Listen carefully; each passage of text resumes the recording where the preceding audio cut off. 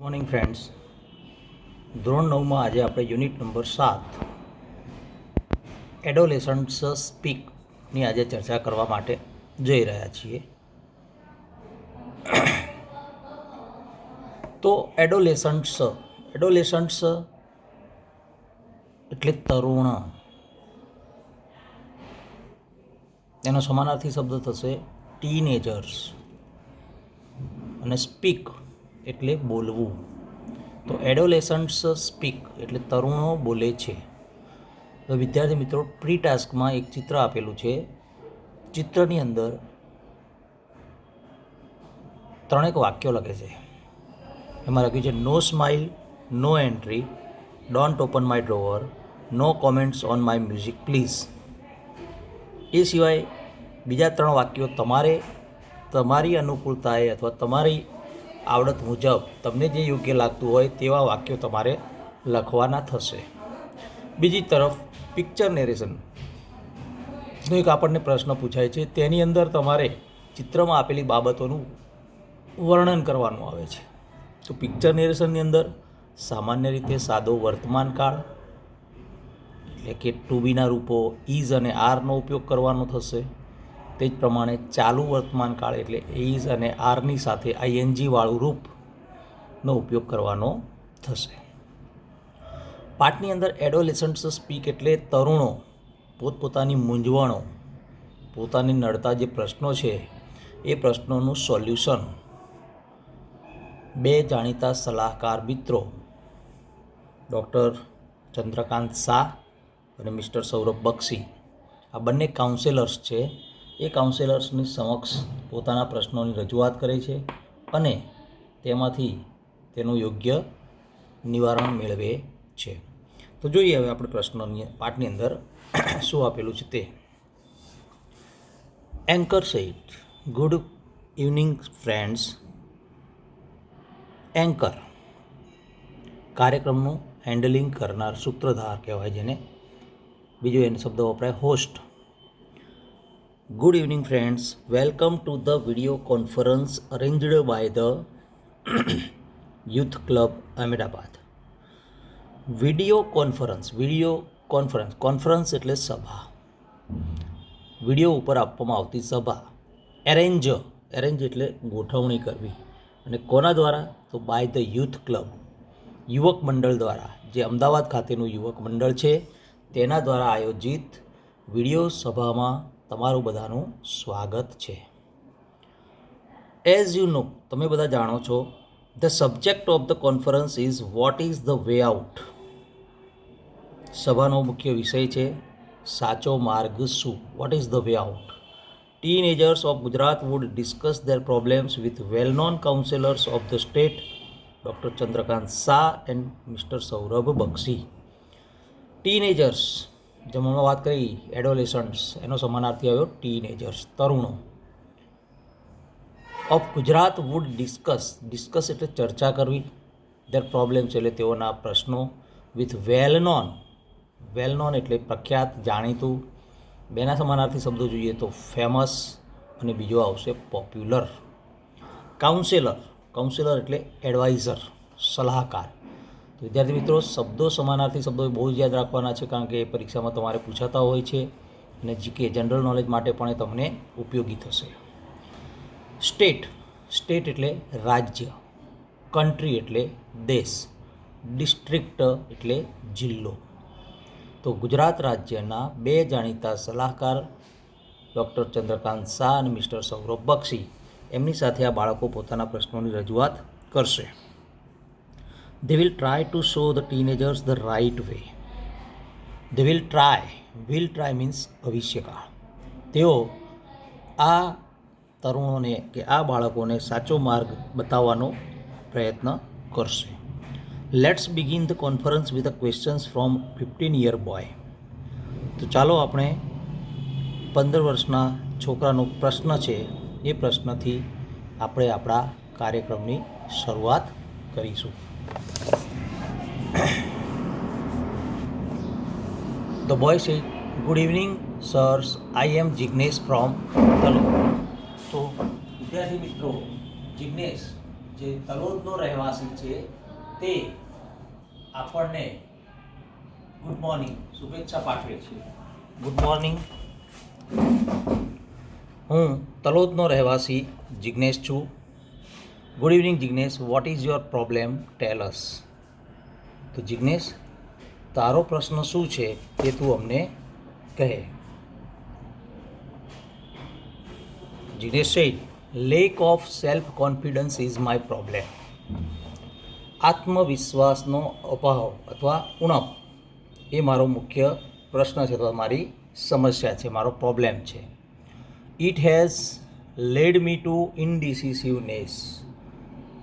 તેના કારણે હું અનિર્ણાયક મનનો બની ગયો છું. અનિર્ણાયક, ઇનડિસિસિવનેસ એટલે અનિર્ણાયક, કોઈ પણ નિર્ણય સરળતાથી ન લઈ શકે તે પ્રકારનો. તો આ જે આત્મવિશ્વાસના અભાવને કારણે હું અનિર્ણાયક મનનો બની ગયો છું. I cannot take a quick decision. Quick એટલે ઝડપથી, અને ડિસિઝન એટલે નિર્ણય. તો હું આને કારણે હું કોઈ ઝડપથી નિર્ણય લઈ શકતો નથી. And I feel I waste my time. FEEL, feel એટલે અનુભવવું, અને FILL, ફીલ એટલે ભરવું. શબ્દોનો ઉચ્ચાર એક છે, એનું ગુજરાતી મિનિંગ અલગ અલગ થાય છે. વેસ્ટ એટલે વેડફવું, બગાડવું. તો WEST, વેસ્ટ એટલે પશ્ચિમ, અને WAIST, વેસ્ટ એટલે one of the parts of our body, કમર. તો આ પ્રશ્નને કારણે, આ મૂંઝવણને કારણે મને એવું લાગે છે કે હું મારો સમય બગાડી રહ્યો છું. I prepare a time table but can't follow it. મેં મારું ટાઈમ ટેબલ પણ બનાવ્યું છે, પરંતુ હું તેને અનુસરતો નથી. How can I build up my confidence? Build up તો કેળવવું. તો હું મારો આત્મવિશ્વાસ કઈ રીતે પ્રાપ્ત કરી શકું, અથવા તો કેળવી શકું, અથવા તો મેળવી શકું. Mister Bakshi said, in which class are you studying Jignesh? તો જિગ્નેશ, તું કયા ધોરણમાં અભ્યાસ કરે છે? તો આઈ એમ ઇન ક્લાસ 10. તો હું ધોરણ 10માં અભ્યાસ કરું છું. તો અહીંયા જે 10 માટે ઉલ્લેખ કર્યો છે રોમન લિપિમાં, 1 to 10 રોમન લિપિમાં આપણને આવડતા હોવા જોઈએ. અહીંયા X means 10. Tell me how many days do you plan for Jignesh? Plan એટલે આયોજન કરવું, અને PLANE, પ્લેન એટલે વિમાન, અને PLAIN, પ્લેન એટલે સપાટ. પરંતુ અહીંયા આયોજન. હાઉ મેની ડેઝ, હાઉ મેનીથી પ્રશ્ન પૂછ્યો છે, એટલે આપણને જવાબમાં સંખ્યા મળશે. તો તે કેટલા દિવસનું આયોજન કરેલું છે? જિગ્નેશ છે, I go for monthly planning. તો મેં તો એક મહિનાનું આયોજન કરેલું છે. મિસ્ટર બક્ષી છે, Jignesh don't plan for a long period. તો જિગ્નેશ, એટલા લાંબા સમયનું આયોજન કરવું જોઈએ નહીં. Don't set such a difficult goal to achieve. તો ગોલ એ શબ્દ આપ્યો છે, ગોલ, લક્ષ્ય, એનો સમાનાર્થી થશે એઇમ. તો જે કાર્ય સિદ્ધ ન થઈ શકે એવું લક્ષ્ય તમારે ક્યારેય પ્રાપ્ત કરવું જોઈએ નહીં. બી પ્રેક્ટિકલ એટલે વ્યવહારુ બનો. સામાન્ય રીતે કોઈ પણ કાર્યમાં આપણે પ્રેક્ટિકલ બનવું જોઈએ, એટલે વ્યવહારુ બનવું જોઈએ, એટલે બાંધછોડ કરવી જોઈએ.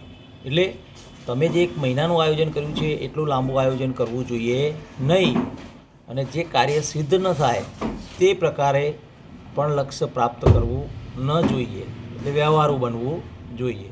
So should I plan for a week sir? તેથી મારે એક અઠવાડિયાનું આયોજન કરવું જોઈએ? Not even for a week. ના, એક અઠવાડિયાનું પણ નહીં. Plan only for 1 day. માત્ર એક જ દિવસનું આયોજન કરો. And try to follow it. અને તેને અનુસરવાનો પ્રયત્ન કરો. Get habituated to do like this. એને કારણે તમે એ કાર્ય કરવા માટે ટેવાઈ જશો. ગેટ હેબિટ્યુટેડ એટલે ટેવાઈ જવું. Jignesh, will it build confidence in મી? શું એના કારણે મારામાં આત્મવિશ્વાસ આવશે? મિસ્ટર બક્ષી છે સર્ટનલી, અવશ્ય, ચોક્કસ. Only a few minutes back, થોડી જ મિનિટો પહેલાં, યુ સેડ, તમે કહેલું, you can't follow the time table, તમે કોઈ સમયપત્રકને અનુસરતા નથી.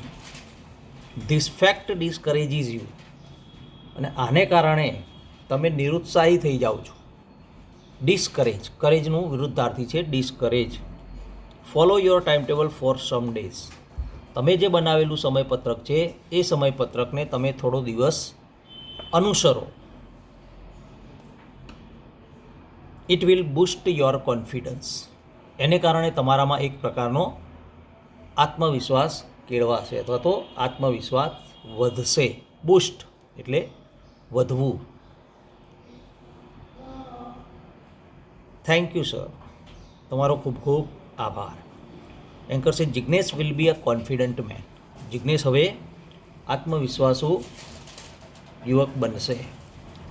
નાઉ let's listen to the young lady on line. ચાલો હવે બીજા વિદ્યાર્થીનીને આપણે સાંભળીએ.